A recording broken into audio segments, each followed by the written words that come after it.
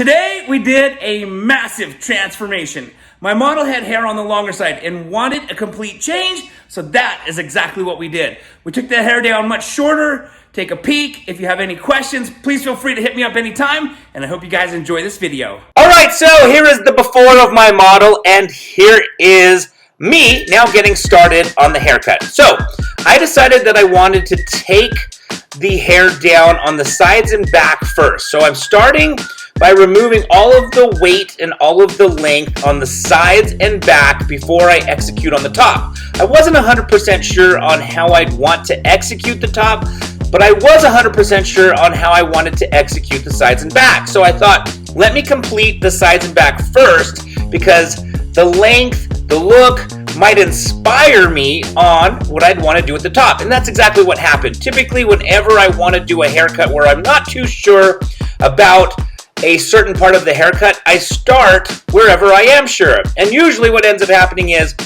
it inspires me to complete the other side that I'm not sure. So once I start to get an idea of what the shape starts to look like by completing, let's say in this example, the sides and back, it then inspires me and gives me direction and ideas on how I want to complete the top. So, here we go.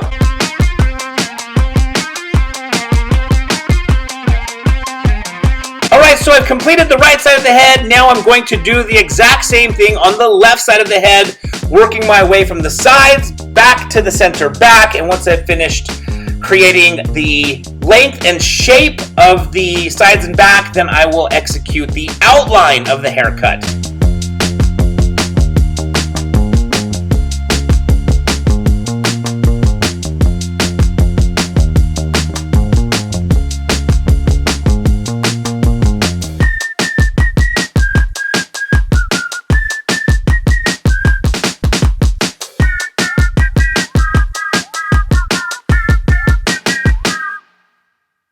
Alright, so now it is time to clean up the outline. I've already cut off all of the hair that I want on the sides and back, so I have the desired length of the sides and back. So now what I'm going to do is just work my way around the head, sharpening up the outline so it looks crisp and fresh for a brand new haircut.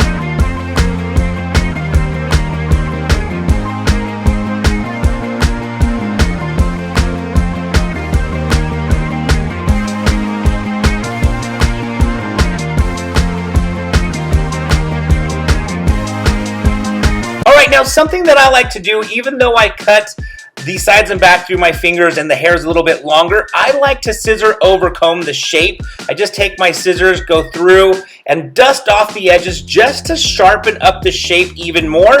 And then I will scissor over comb the outline just to soften up the outline a little bit more as well.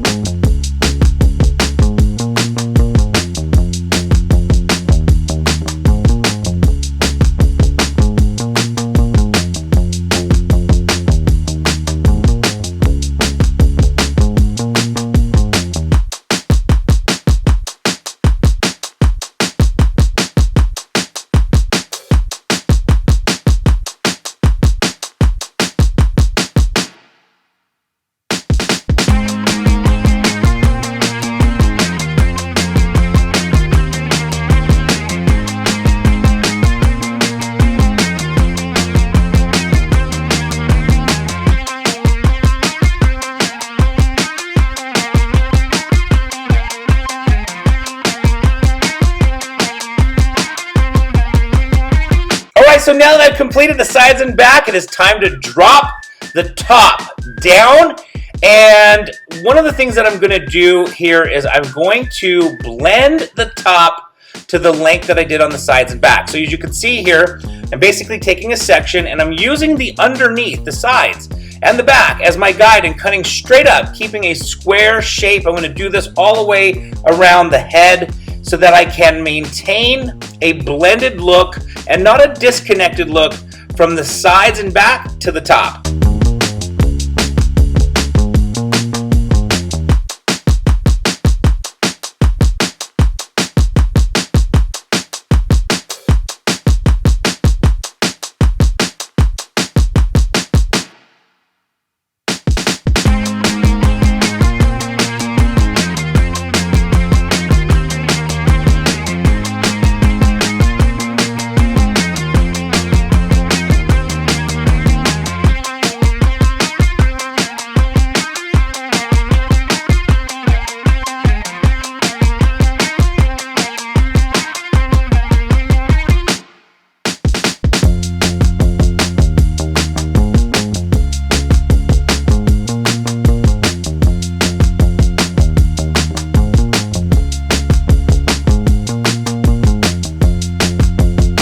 So now it's time to cut the top, and I've decided to cut the top a little bit shorter. Not super short, but short enough that I could go through and add some texture later. One of the things that I really like to do is be able to give my models or my clients the versatility to dress their hair in many different ways. So, for example, by cutting the hair shorter on top, my client, my model, is going to be able to add some texture when he dresses his hair if he chooses to. With the length that we're leaving on top, he could also just slick it back, or he could just wear it forward. By going through and adding some texture on the top, it really does give my model some versatility on how he wants to dress it from day to day, and I find that a lot of individuals, a lot of clients, a lot of models do appreciate that versatility. Alright, so now I am giving the top texture like I talked about by using the twist technique, where I just grab sections of hair, twist it up, and then I'll take my scissors and I will close the blade halfway, not all the way, because if you close it all the way, you obviously cut all that hair off, but I close it halfway, and what it does is it removes a lot of the hair, giving the hair texture.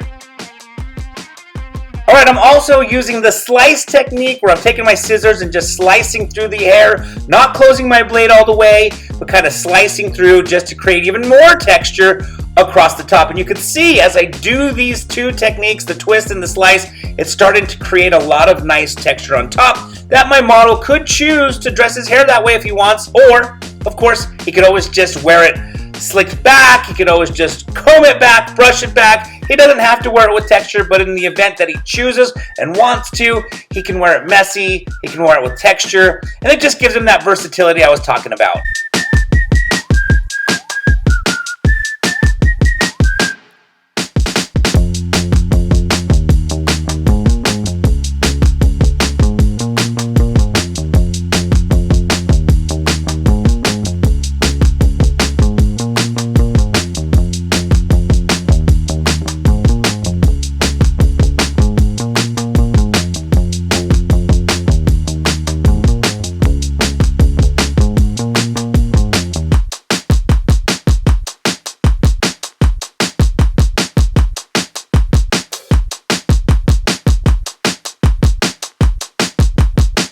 so we've officially come to the end of this haircut. Once again, here is a before shot of the haircut, and here is an after shot. I'm just dressing the hair with some pomade to give the top some messy texture. I hope you guys really enjoyed this video, and I want to thank you so very much again for watching this video. If you have any questions, please don't forget to put them in the comment section below.